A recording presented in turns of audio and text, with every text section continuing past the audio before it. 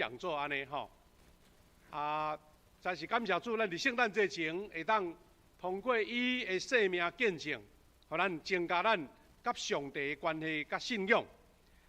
真欢喜吼，咱做一个简单的介绍吼。咱庄医师吼，进前吼，咱真侪人有伫迄个咱的基督教报纸吼，比如讲《今日报》啦，咱的《论坛报》看到伊的见证吼，大家对伊有一个印象。毋过我有听到咱的兄弟吼，有人伫迄个电视的医疗节目看到伊，看到伊咧分享吼，实在是真欢喜，照到迄个伊的同学，就是咱的魏贤牧师啦吼的介绍。今日透早哦，6点外专工对台北坐火车落，坐高铁落来安尼吼。等下吼，礼拜煞吼，就爱搁随赶转去安尼吼。想要请伊一个食一个等台南的碗粿拢袂赴实在是足感谢伊吼，答应来咱遮来甲咱分享吼。咱的庄医师呢，伊本人吼，原来是伫台读兽医系，就是甲咱的魏贤牧师同学。后来吼，伊来行即个中医的系统吼，而且是去美国接受完整的中医的即个训练吼。所以后来倒来伫台湾吼，伊就开即个中医的诊所吼，对中医有真深的研究。那中医甲伊的信仰有啥物关系？即等下爱请伊家己来讲啦吼。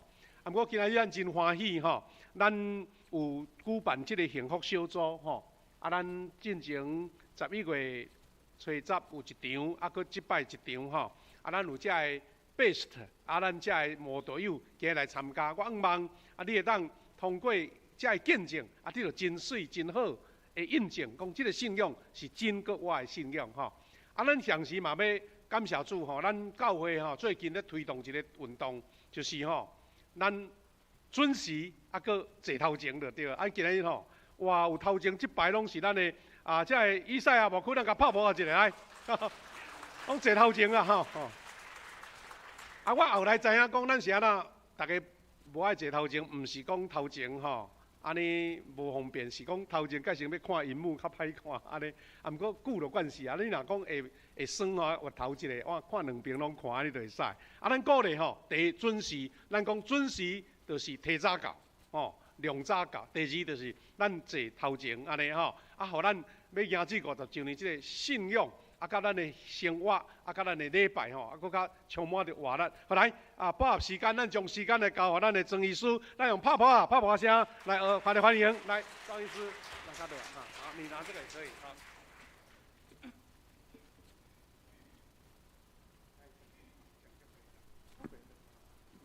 好，大家好，我是雅慧庄医师，我是台南人，不过我一岁就去互人带去台北啊。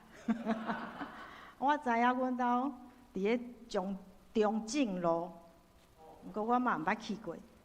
我细汉时，阮妈妈、阮外婆伫咧善化，所以我拢是寒暑假转来善化，要转去进前就去三甲里仔食米糕、虾仁肉丸、粉钱，对，安尼有到底的台南人无？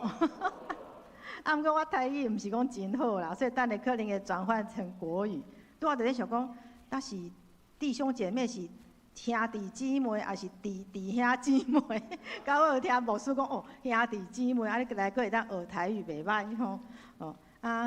拄仔牧师有讲，我就欢喜啊！阮同学嘛，魏贤牧师，阮大学2个，我们都跟他太太都很熟因为他，所以我也当接受来这边分享我的生命故事所以很开心。毋过我有一寡职业病就是要先来个卫教，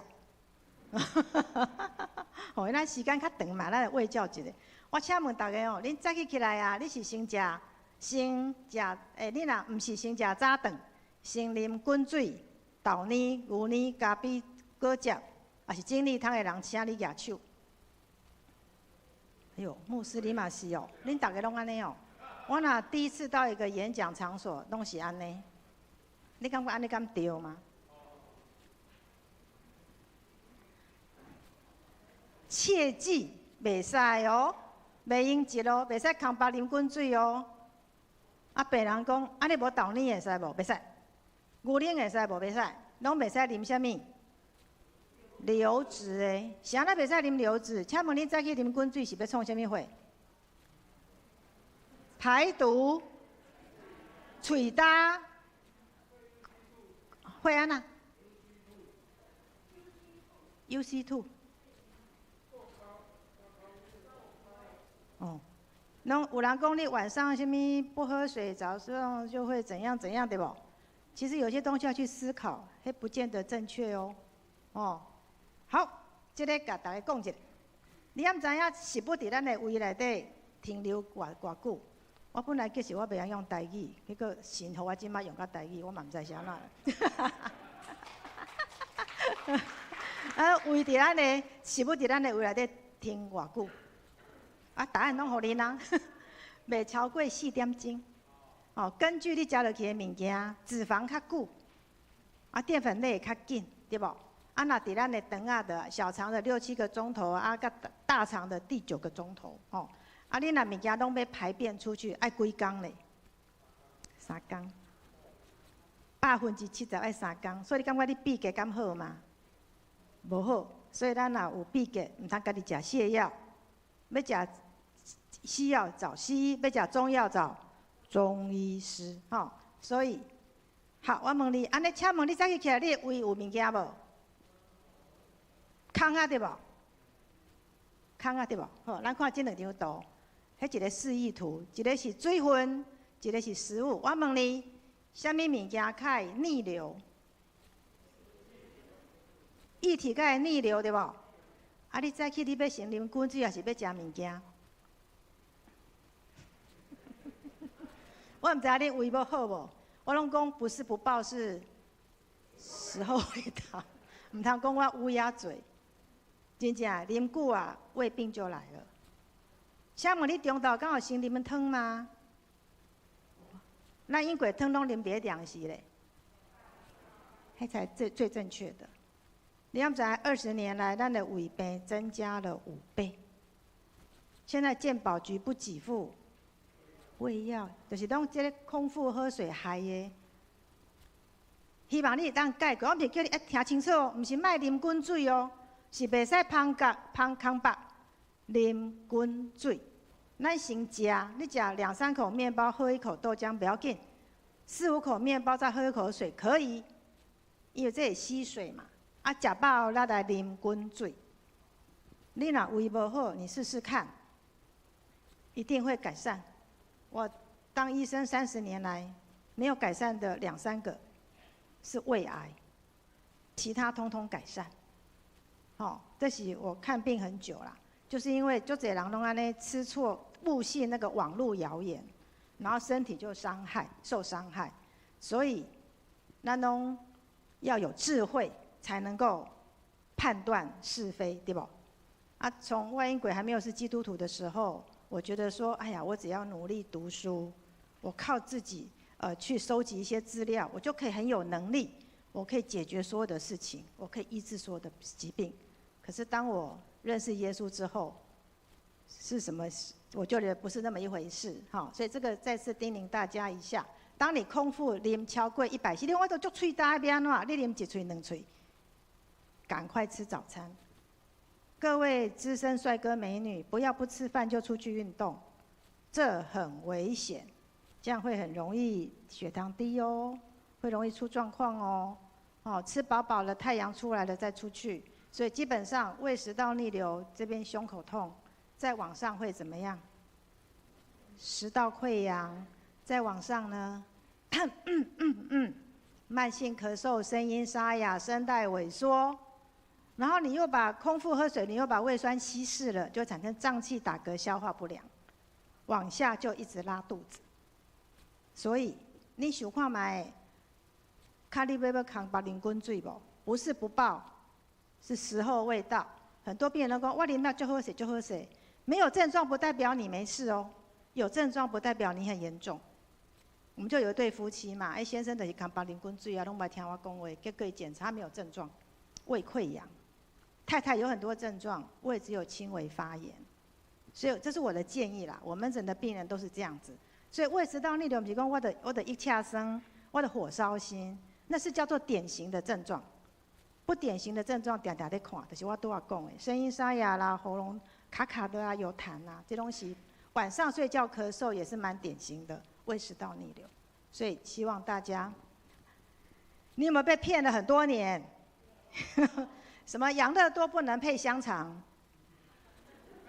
蚊子都叮那个酸性体质的人，那种错。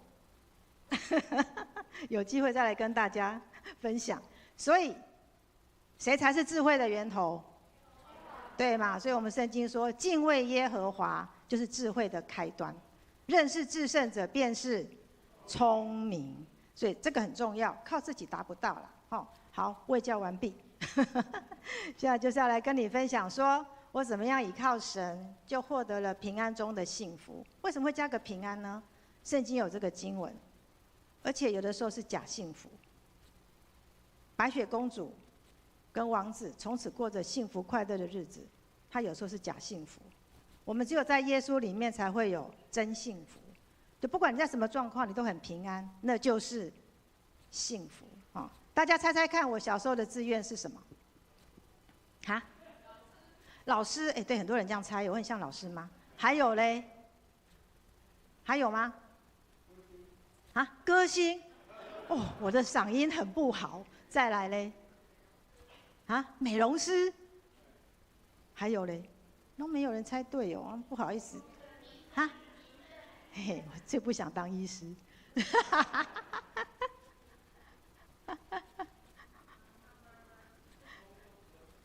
当贤妻良母，因为我生长在一个很幸福的家庭啊，所以我觉得，我从小不太喜欢看，我都喜欢看迪士尼的那个很美好的完结篇，我都不看悲剧的。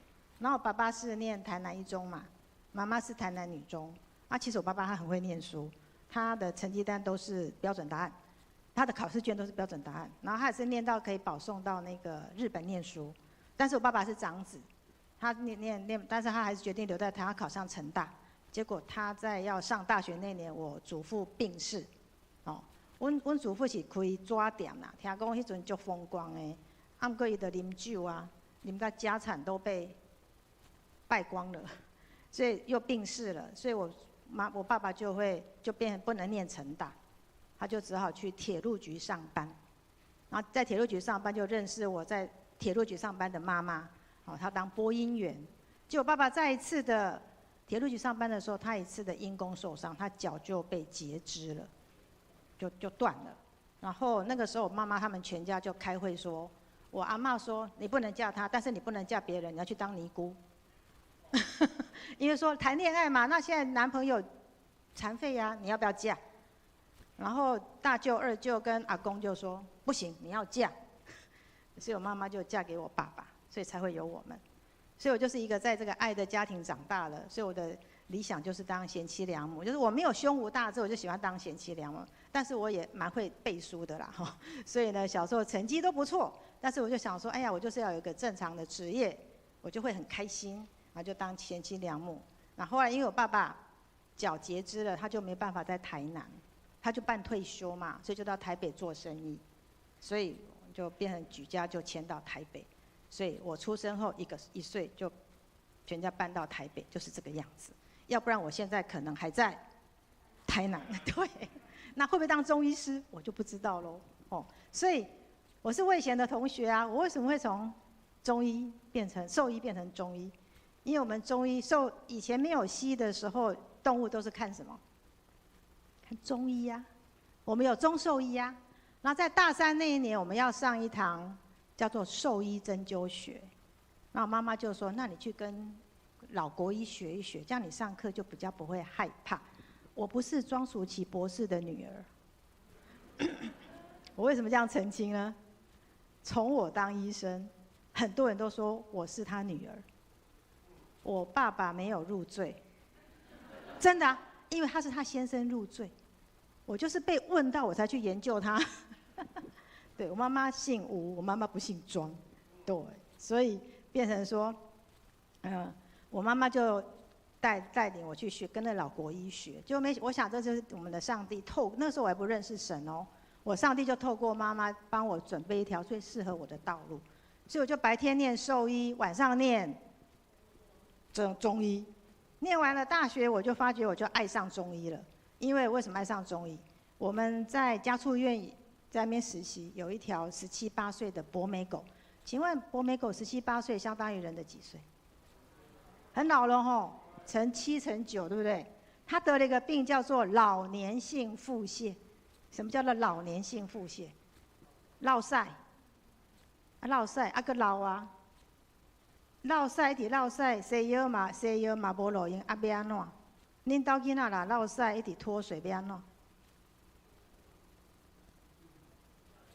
点滴对不对？啊，在家畜医院点滴2礼拜，搁咧老，只好跟主人说，那你要不要给他安乐死，还是要继续点滴？如果你是你的主人，你会安怎？不忍心嘛，就让他安乐死就好了。所以主人也说好，让他安乐死。然后那个时候我才初学中医，跟老师那时候是要过中秋节，我跟老师说，我抱回家来给他吃中药。3天之后，我再抱回来好了。我想说我阿布会宰了我，抱一只落屎告登去。然后我就想一想，他是老了，他是肠胃的问题嘛。我们中医有个药叫做香砂6君子汤，如果你看过中医，你可能吃过，他在调整肠胃啊、拉肚子啊、恶心呕吐的。但是他肠胃不好，他也老了啊，他退化啦。我就他加上一个我们中医的药叫做还少丹，这不是武侠小说的，中医有这个药，你们 Google 就看得到。它就是见视茫茫、法苍苍、齿牙动摇，拉肚子就是吃这个还少丹。这么小的一只博美狗，我就香砂6君子汤加还少丹，中午吃一次，晚上吃一次，开始无落屎啊。这人若无落屎，也出现下面镜头。巴肚枵，那妈妈讲，伊敢若巴肚枵哦，那妈妈就用白饭啊、甲鱼啊拌一拌啊，给它吃啊。这只狗啊，老到无喙齿，啊嘛白胡须、白内脏，然后也当然用伊舌头甲肉拢挑掉哦，吃完哦，白米饭放着。所以妈妈讲，伊敢若足好狗命的呢，单食鱼啊，尔，不爱食白饭哦。那3天了都无落屎啊，所以再抱回去给老师检查，伊讲糖尿病、高血压、心脏病，所有年纪大的人的病，他通通都有，不是不见了，还没有，因为神会帮他预备药，然后就跟主人说，他可以活下去啦，但是要怎么样？长期中药调理，然后主人就看看我，好了，麻烦你养喽。所以就多养了3年，我出国的2个礼拜，他就走了。就是因为这样，我就很笃信说中医真的很有效，只是你要找医师，不要乱买药，乱买药会出状况。所以我就那毕业之后，又不想去大陆学，那怎么办呢？刚好前夫要去美国，所以呢，就因着对中医的热爱，就跟着前夫呢，75年就跟学长结婚，然后再来就跟他去美国念书，他念机械，然后我念中医。你说去美国念中医，因为刚好有大陆教授去那边开设中医学院，所以我就很顺利的就去念中医学院，然后也很取得了中医博士，因为我也很会 K 书嘛，然后又考上了加州的中医师，然后也跟同学在那边开业，一切都觉得非常的如意。幸福都在我的预料当中，然后之后觉得时间到了，好像应该要生小孩了。要生小孩前，我又去大陆见习了，去那边实习了大概7个月，所以我现在也有大陆的执照，然后应该想说要生小孩子了，然后就上帝呢就在81年、82年就给我了哥哥跟妹妹，感觉非常的愉快。但是因为我们还是会想念台湾嘛，所以就在83年就回台湾定居了，然后虽然我有美国的学历，但是台湾他还是不太承认，所以我就再考台湾的中医师，所以我就是85年就考台湾的中医师。那先生是工程师，我是中医师，我们就是有一个很令人称羡的双薪家庭。那我就在台北市立中医院上班，那自己也觉得蛮好的啦，那也不晓得为什么。就有人会想选举啊，然后先生就不然就又有人来找他说他的条咖要给他，他就会想要选举，结果呢，选举就市议员就没选上，哦，那一年跟高凌风一起选，然后选票比高凌风还低，哦，就没选上。哇，没选上，工程师也辞掉了，要怎么办？就刚好我哥哥，他有个机会认识首长，就让他，那时候就到了南部某个县市，哈，不要讲哪里，你们可能都会猜得到，就当了一个局长，啊，那他就先到南部去当局长，然后当然我也不敢轻举妄动啊，我就先在台北嘛，因为政务官一定会怎样，不是很长久，换了长官就可能就没有了，所以我讲说我守住在台北嘛，就这样子。结果呢，没想到说他一个人去南部，然后我们家就地震就出现了，哦，就在那个921大地震的那一年，我就在隔几天的晚上就接到小三的电话，他就说哦他是某某某某某什么，他们很相爱，但是又不敢跟我讲。然后因为我姐告诉我说，政务官的家中电话是会被窃听的。我想说哦被窃听哦，然后我就要装得很镇定，我就说哦我先生不是那种人，他也很爱我们2个小孩，他不会做这种事情。然后后来他就说哦对了，他很爱小孩，但是呢我们去算命哦，他说他说我先生的命中有4个小孩，所以他不会在乎家里的这2个。然后我也是半信半疑嘛，我就去问他，然后就说没有错，有这一段。所以呢，这通电话呢，我依稀现在记得他那种震撼力跟杀伤力。然后这个时候我也不敢告诉爸爸妈妈，他们会难过。啊，当然电视上都有教嘛，不能一哭二闹三上吊，对不对？我们要假装镇定，对。然后其实我从85年考上，我就开始接触教会。那时候的教会，我从85年就接触教会，然后那个时候就会把圣经，但是一直没有受洗，就把圣经拿出来翻，好像在翻那个一样，就看到哪一句，就看可不可以安慰我，一下子神会为我征战，然后就这样看，然后后来哥哥就问他，他说好，他要这个家，所以我们就全家搬到南部，全家人没有人知道，只有哥哥知道，没有人知道为什么要搬南部，但是我觉得爸爸妈妈心里怎样？有数，只是他们都不讲而已。我就搬到南部来了，吼，不是这里，是另外的地方，更难一点。这个时候呢，我就搬到南部来了，但是他就变本加厉啊，哦，他去倒个垃圾可以倒个1个多小时，哦，因为他在某个地方当环保局长，他说他要审查那个环保车，哦，所以他可以倒个小时到1个小时，啊，到1、2个小时。然后半夜偷讲电话被我抓到，啊，到浴室讲电话被那个手机就掉到马桶里面去，反正很多啦。然后有一次呢，突然间回家说什么，什么我们的订婚戒指换了，因为当时我们没有结婚戒指，我们就是毕业之后我们出国去了，所以我们就有一个小小的 K 金的戒指。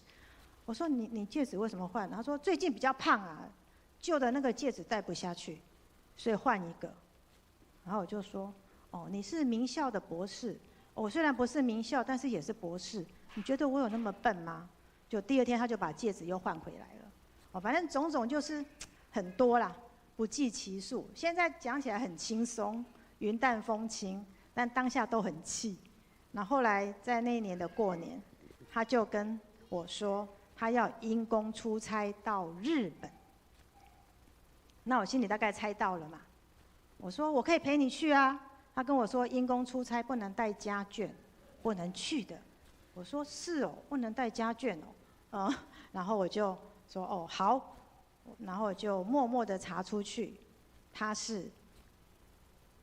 我们有学妹在航空公司上班，商务舱订票就是话位，旁边就是她的名字，所以我就知道她，所以我就问她说，他在日本，我在台湾，打电话给他说，你要这个家还是要他？可能他在旁边，他说他要他，所以我就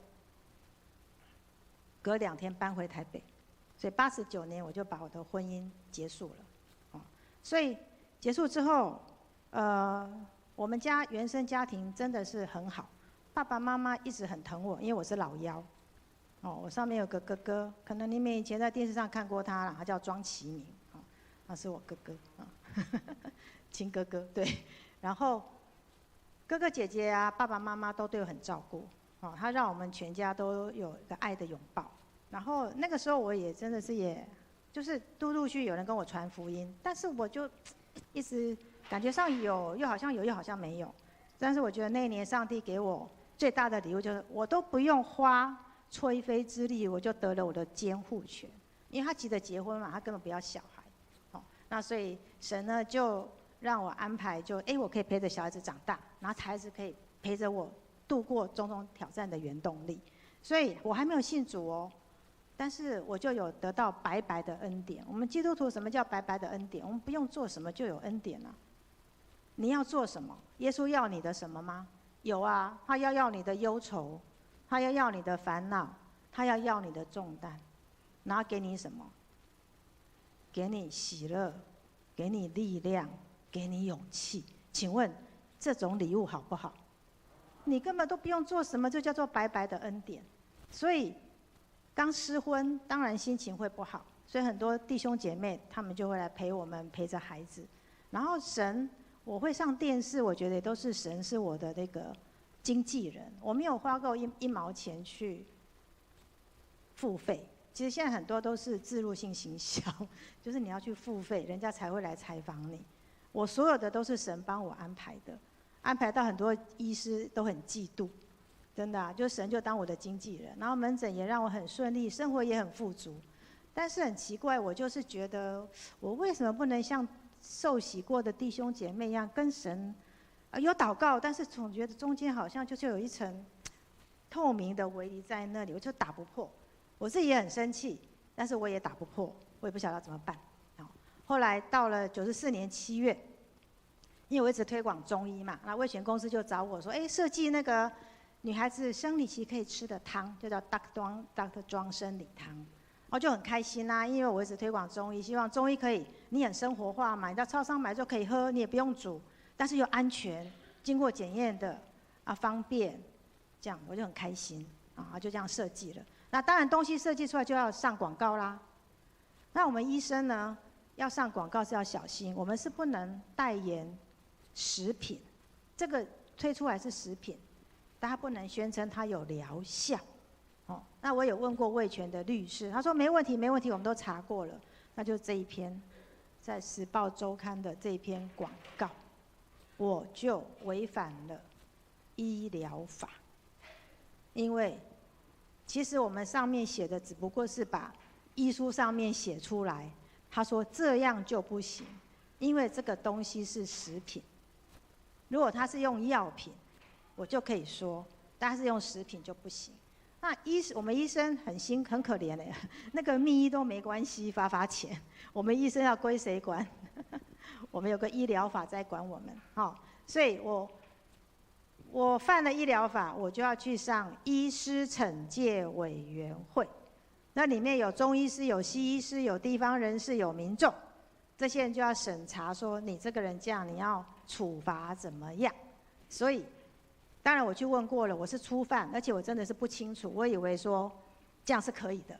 那他们卫生局的人跟我讲说，你这样顶多是记警告啦，然后不然就是上个医学伦理课，可能10个钟头。最坏就是你可能叫你停业1个月或2个月这样子，那后来就要再上医师惩戒委员会的那个前一个晚上，我就心里还是有点忐忑不安，但是我就安慰妈妈说没关系没关系，我都问过了，没有什么问题的，但是我心里还是很忐忑不安呐。那这时候想到说，这个时候世界上好像没有人可以帮我为什么不祷告看看呢？然后那一次是我第一次听到神的话。他跟我说，长久以来，我都让你平安度过。这一次，当然也不例外。我到现在不会忘记这句话，就神对我说。然后我听到了这句话之后，我就很安心。果然第2天去，就很诚实的就说我真的不知道啊。然后后来，就是记了一个警告。所以，从那时候我就觉得，我跟神的那个透明的围篱就打破了。我突然间感受到这种永远不会离开我的平安中的幸福。所以我就在85年就受洗了。我们知道，如果我是家里第一代的基督徒，第一代基督徒有很多的祝福，当然有一些压力，因为你家里还会有一些未信主的。但是放心，神都会把这个压力转变成祝福，都不用害怕，你就去受洗。你所有害怕家里会产生的问题，神通通会帮你解决。所以我就是家里第一代的基督徒。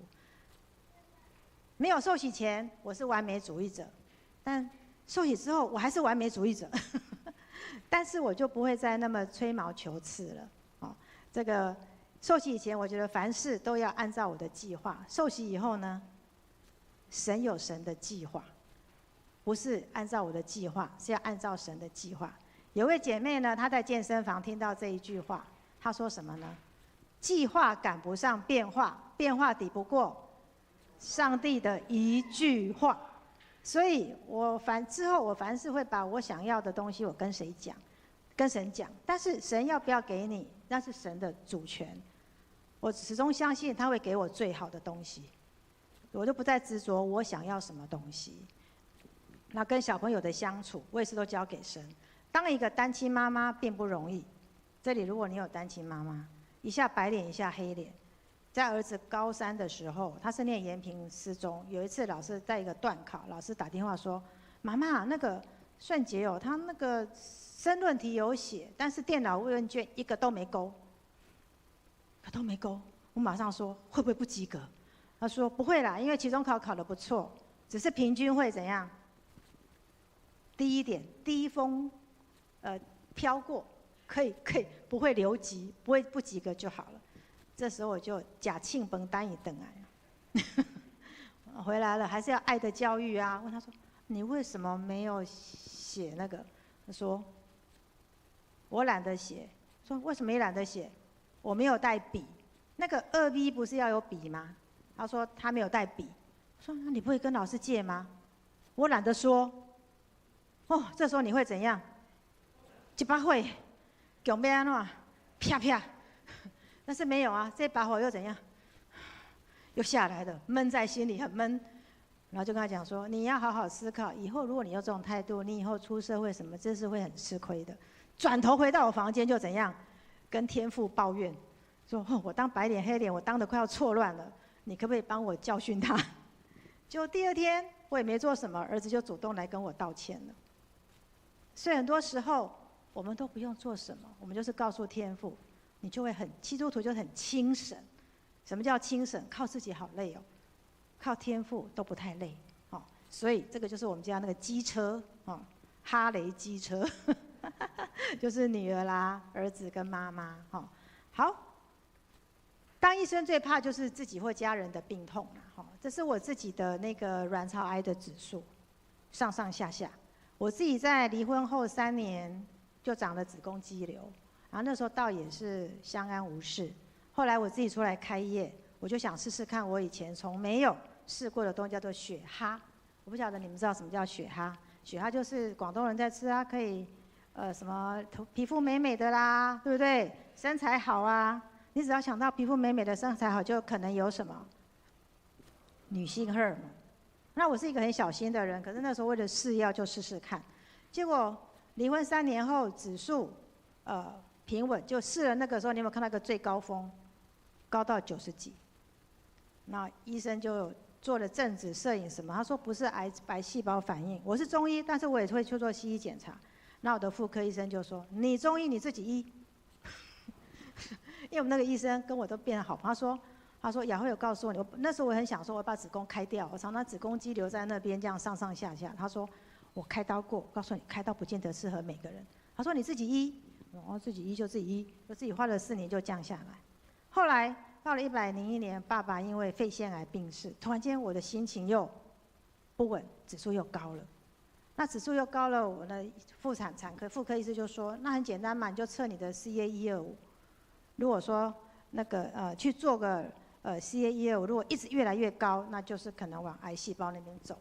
那如果它有下降，就不是。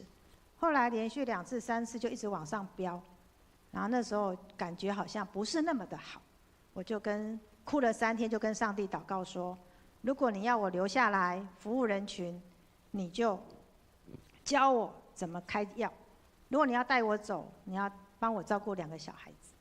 然后说完了，我就带着儿女妈妈去巴黎玩，因为那一直是我的心愿啊。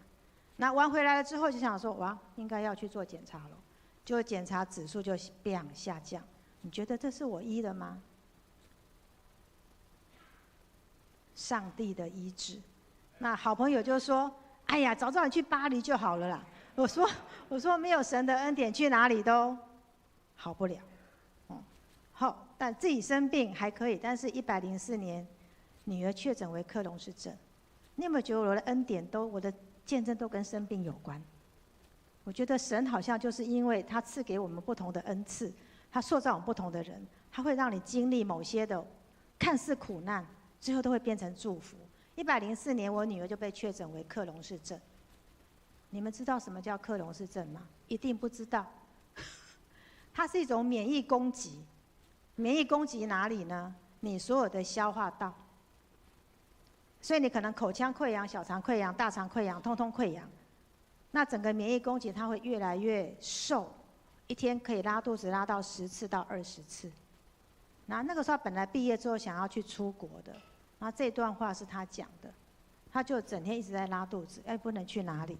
我也是给他中西结合，他自己说他好像活在黑暗中，人生顿时有彩色变成黑白，梦想也毁了，脸上也失去了笑容。他觉得自己好像活在黑暗当中，看不见阳光，看不见属于他的明天。然后病情恶化，一天拉肚子10几次，跟肚子痛，他已经成为习惯。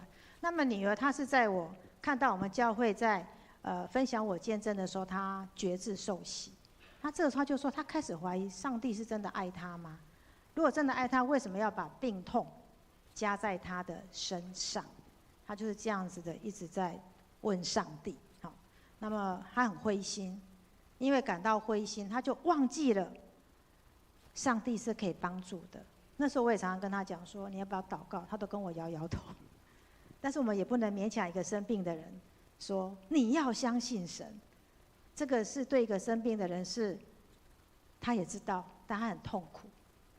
那就有一次他非常非常的不舒服。那时候我们教会有一些培育课程，它叫做等候神，就是可能各位你们有上过，就是我们等候神的，就我们自己放空自己，然后让神的灵是进来的。就那一次在等候神的过程当中，我就一直哭，一直哭，一直哭。然后就看到一个长得很像耶稣的人出现在一个草坪上面。那草坪上面有2个小女孩，一个小女孩就因为草很高，女孩子很矮，那个小女孩鞋子就一直掉，一直掉，一直掉。然后耶稣就一直帮她穿鞋。那另外女孩子就站在旁边很焦急，因为她也很小，她也没有办法帮这个小女孩。但耶稣就这样帮着这个小女孩穿鞋，然后带着另外一个小女孩一直走走走，走到最后就看到一个很美的夕阳。我突然间觉得那个应该就是在说我跟我女儿，所以我就非常的有信心。那一直用这个画面支持我。那有天晚上他又非常非常的痛，那在急诊室那边，他痛到睡着了，打点滴。那我看着他，我突然间不晓得为什么跟上帝说这个祷告。我说，我很感谢你让文心陪我22年，如果你要带他走，我也无话可说。但是可不可以让他舒服一点？因为我真的看他真的是很难过。然后祷告完我就很平安了。那女儿听见上帝说什么呢？就是他讲，他说妈妈送我去医院，他坐的也不是，站着不是，然后那时候已经瘦到38公斤。他觉得说他22岁快要死了吗？然后这时候他就看到一道光，他就说我一边帮他祷告一边让他按摩，他有看到一道光进来，然后那个光是他觉得是上帝亲自在安慰他，在按摩他，让他那个受伤的心灵获得了一个修复。他说他就因为他从小爸爸就不会很理他们，所以他就觉得这道光好像是父亲一样在安慰他，在抱他。然后最重要的是天父跟他说他会永远爱他，就算在急难当中他也与他同在。他突然间觉得那一刻他自己肚子就不痛了，之后还是痛，但是他的心态就不一样了，因为他知道说神帮助我们不是直接让你登像 ET 一样登，你病完全好了。他是要让我们怎么样，在病痛当中经历到上帝奇妙的作为。当他经历到这个奇妙的作为之后，他就有能力去面对病痛跟困难。所以这个是他在生病当中他写的。他说：“因为有神同在，他可以变得更勇敢；因为有神同在，他就可以跟疾病共舞。”所以你有疾病吗？你可以跟疾病共舞，但是你可以把你的祷告、把你的痛苦都交给神，因为神他一定会听见，他也会医治你。只是神有神的时间。到现在当中，他还是经历过2次开刀，但是我们都是用一个等候的心，一直说神有神的时间，这句话一直在让我们很有信心。然后后来他就去参加教会的新香堂一个短宣。那么我请同工帮我放一下那个影片好吗？对，这是女儿在那个在我们教会的头份福音中心。会动吗？大家好，我是文心。今天呢，可以在这里分享我的见证，是上帝给的恩典。其实几个月前，我还是一个就是身体状况非常不好的病人。5年前，我被检查出罹患这个罕见疾病克隆氏症，这是一个长期肠胃发炎的疾病。目前医学上没有任何一个方法可以完全治愈。然后，所以在过去的5年里，我经历了许多高山和低谷。反复住院已经成为了我的习惯，然后医院就像是我第2个家。支持我走到现在的是天父的爱、妈妈的爱、家人朋友的爱，还有弟兄姐妹的爱。去年8月呢，我动过了1次手术，但不是因为克隆氏症，是因为克隆氏症造成的另外一个并发症，叫做瘘管。它在我的小肠旁边有一个破洞，然后那个破洞形成了一个管子，然后当发炎的液体就是堵塞在那个管子，就是它有时候就会长出一些发炎的脓泡，所以那时候医生跟我说，就是我必须开刀。然后开完刀后之后，医生又跟我说，你要有心理准备，就是这一个伤口永远不会好。但是他又说我还年轻，就是也许还有恢复的机会，可是他没有办法保证就是这个伤口会不会好，因为没有药可以治它。然后那个伤口其实是一个很可怕的伤口，它就是很肿，然后而且上面还有2个就是小小的破洞，是一个开放性的伤口。然后就是在这手术之后的1年当中，其实我的身体状况还是非常的不好。就是常常拉肚子啊，肚子痛，然后甚至发炎和发烧，一直到在今年7月底的时候，我和新香堂教会的弟兄姐妹一起去花莲参加了一个短宣队，然后在那第3天的晚上，我经历了上帝医治的神迹。那天呢，其实我本来已经身体有点精疲力竭。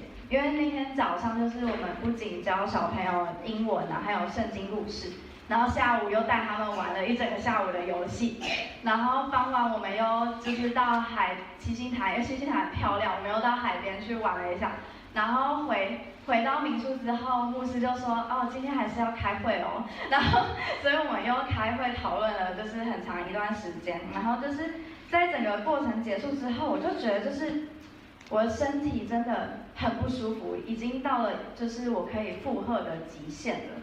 然后我就决定好，那我赶快回房间洗澡睡觉，然后就休息，然后看明天怎么样再说。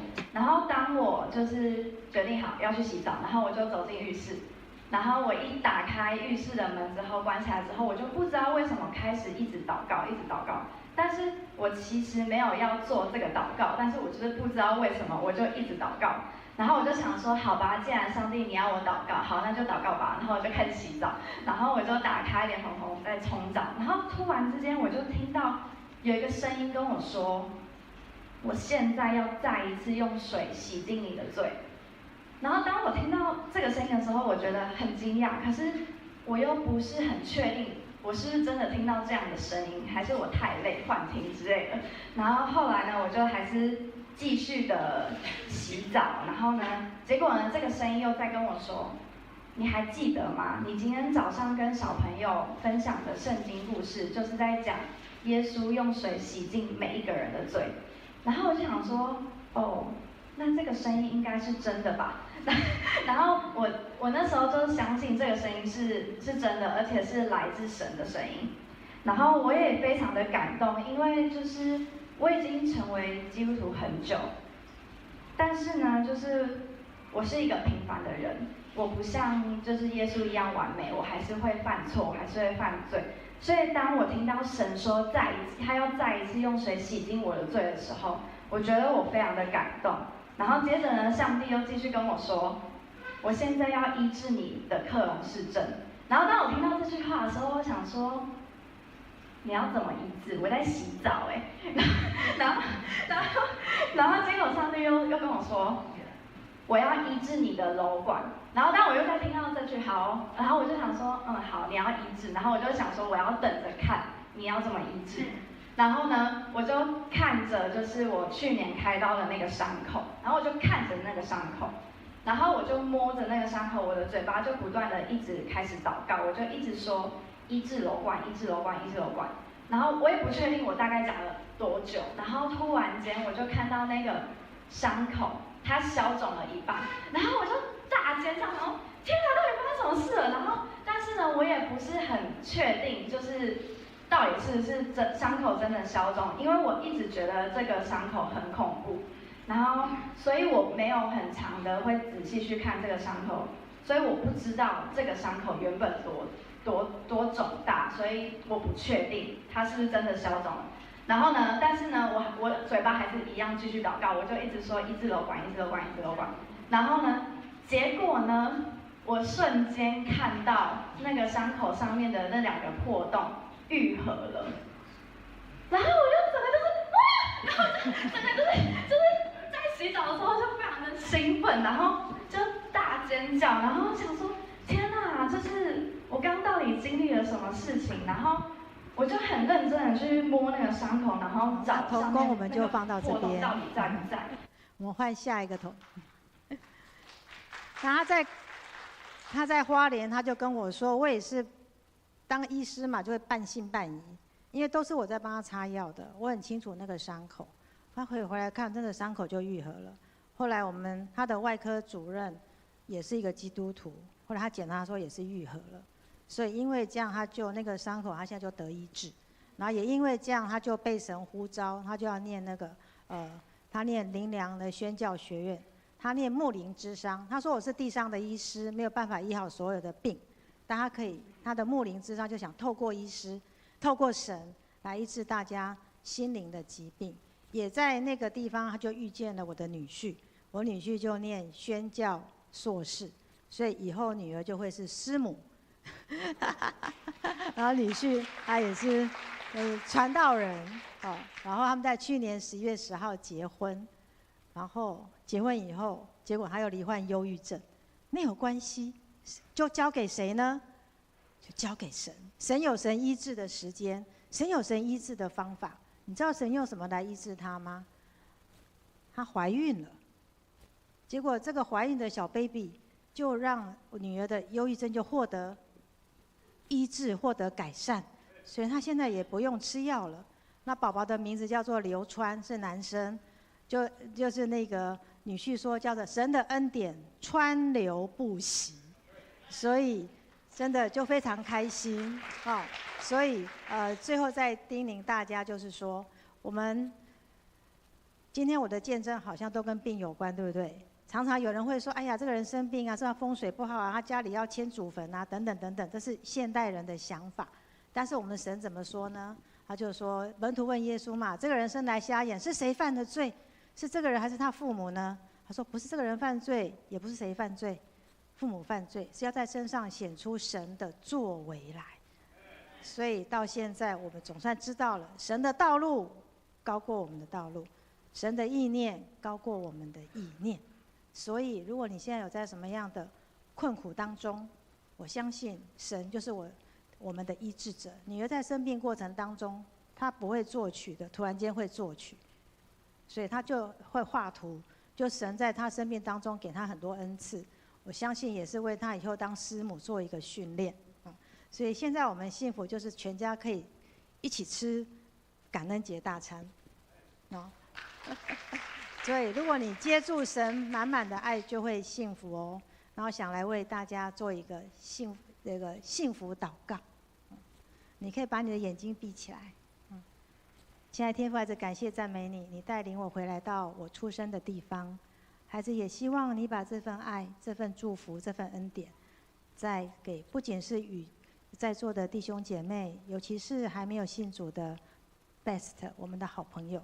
如果你心中有什么难处，你就把它交给神。你也可以把你的手放在你的胸口，你愿意把放在胸口，上帝都看见。你把你的难处，把你所有的一切，轻轻地告诉他。你愿意把这些统统交给他，你就会接住神满满的爱，你就会获得幸福。